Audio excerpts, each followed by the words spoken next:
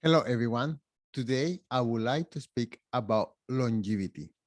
Yes, I am one of those weird people who would love to live forever. I would love to live 500 years, 1,000 years, and see how civilization evolved throughout the centuries. But I know science is not there yet. So, at the very least, I would love to live unto 100 years old. And that I feel confident that I can do it because I know that many other people have done it and that there are certain things that I can do in order to improve the likelihood that I will live to 100 years old. For example, I know that I have to increase or have be physical active. I have to do exercise, move around. I know that if I have a healthy diet, and we will speak about the definition of healthy in a minute, also my body will respond well and hopefully my body will last for many years. And I also know that having a rich social life is a great contributor towards my longevity. So let's speak for a second about having a healthy diet. Well, there are many definitions about a health. What is a healthy diet?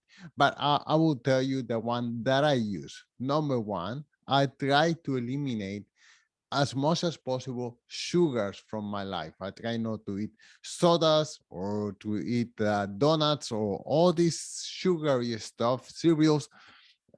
Eliminate it completely. It's just a huge amount of calories that serve no purpose towards my energy level. And then processed food, as much as I can, I eliminate processed food. I try to follow what I call a plant-based diet. I eat mostly plants, vegetables, fruits, and yes, I am not a purist. So that means that from time to time, I break my diet. I when especially or almost exclusively on social occasions. Let's say I go to someone's birthday party or I go to a wedding or some kind of social networking event. Well, at those moments, I indulge. I have I don't know, a piece of cheese. I have fish or seafood. I even have red meat, but those are the exceptions rather than the rule.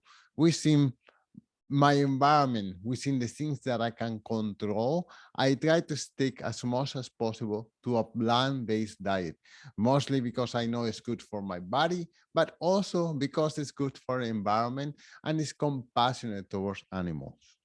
The other thing is I try to have a active social life. Yes, COVID have changed a lot of that. Before COVID, I used to go to Toastmasters meetings, which is a club where we practice public speaking. I used to go out dancing every week. Now those things are gone. But that doesn't mean that I stop having a social life. That means that I had to relies more on friends and family. So I lean on them and I try to meet them more often, call them more often, do all the social media stuff. And it does help. It does help to keep close connection with your friends and family.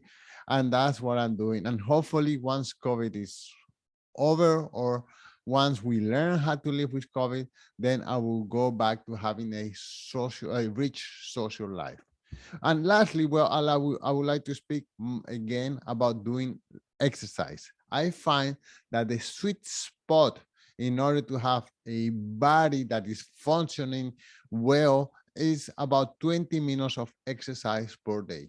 And now, when I mean exercise, I don't mean like competitive Olympic arduous heavy duty exercise. I mean light exercise. For example, I consider walking for 20 minutes exercise. I consider stretching and doing several yoga positions as a light exercise. I consider lifting light weights that I keep around my house as exercise. So the idea is to be able to do the same exercise for the next 20, 30, 40, 50 years.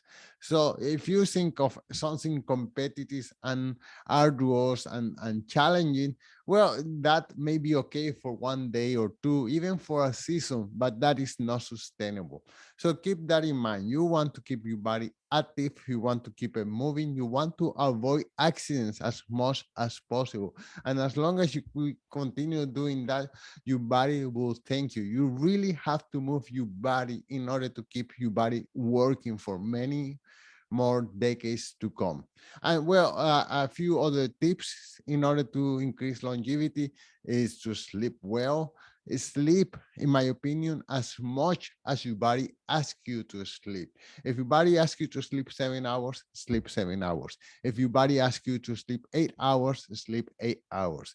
If your life circumstances don't allow you to sleep more, well, change your life circumstances. It is preferable to earn less money and to have a good sleeping rhythm than to earn more money and not to sleep enough, because at the end you will pay with your life that is those hours that you are not sleeping.